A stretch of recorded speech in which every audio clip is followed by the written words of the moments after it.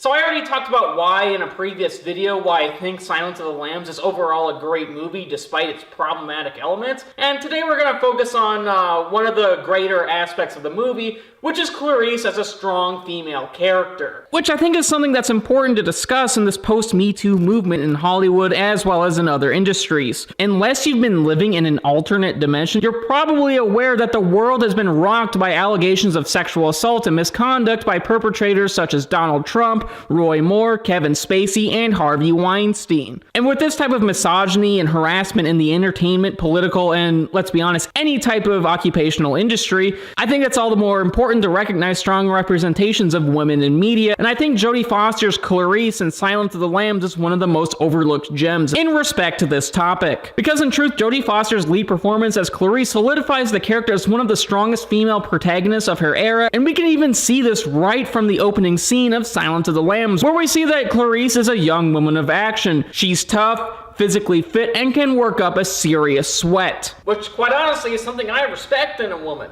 So let's discuss why Clarice is such a great character. Firstly, even more importantly than her physical aptitude and instincts, the movie emphasizes her intelligence, which makes sense considering that despite only being a student, her mentor Jack Crawford, no relation, gives Clarice the dangerous assignment of questioning the serial killer Hannibal Lecter. Your instructors tell me you're doing well.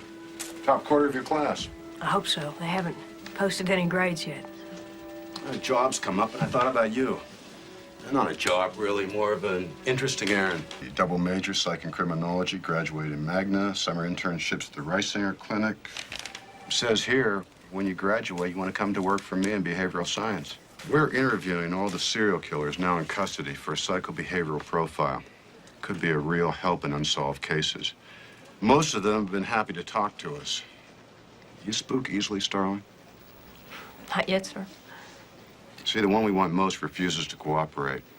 I want you to go after him again today in the asylum. And who's the subject?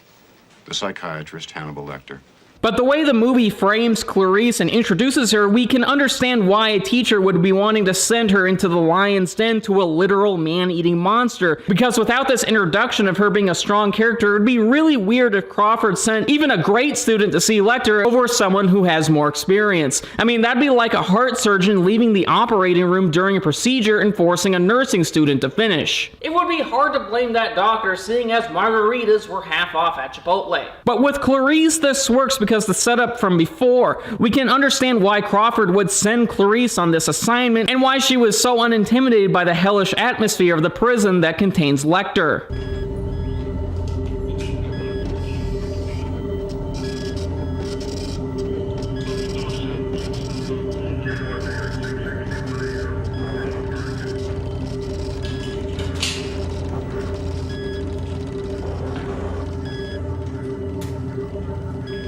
Hi. Additionally, seeing her physical and mental toughness allows us to get behind Clarice as a character and gives us a rooting interest in seeing her succeed in her encounters with Hannibal Lecter and the times where she has to contend with the inherent problems of being a woman working in the male-dominated occupation of law enforcement and all that entails. Like how this pervert wants to infiltrate Clarice with his penis. You know, we get a lot of detectives here, but I must say I can't ever remember one as attractive. Will you be in Baltimore overnight? Because this can be quite a fun town if you have the right guide. I highly doubt that. Well, I'm sure this is a great town, Dr. Chilton, but my instructions are to talk to Dr. Lecter and report back this afternoon. Great town? Lady, Tupac left Baltimore for Compton.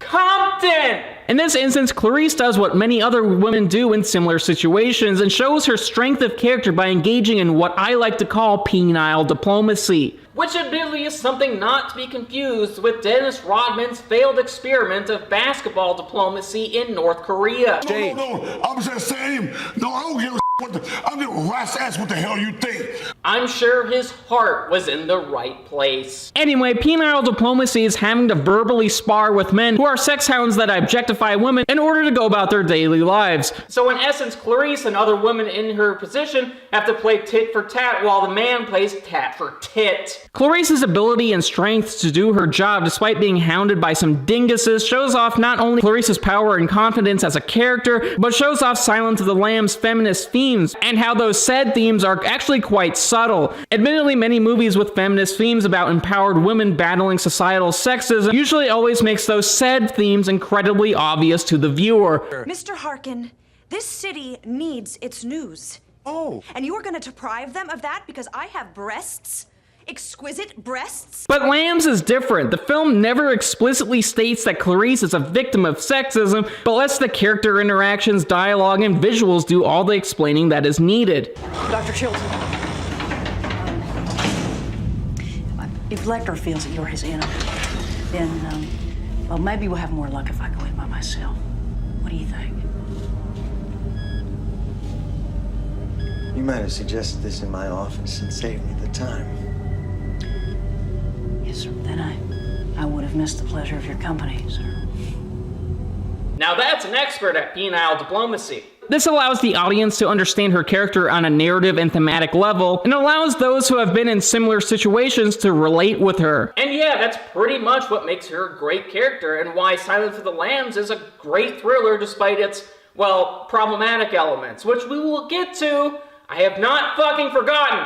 But yeah, seriously, if you haven't seen Silence of the Lambs, go see it. It's fan-fucking-tastic. Alright, that's it for the video. I hope you liked it. Please like, share, subscribe, and comment, and I will see you next time.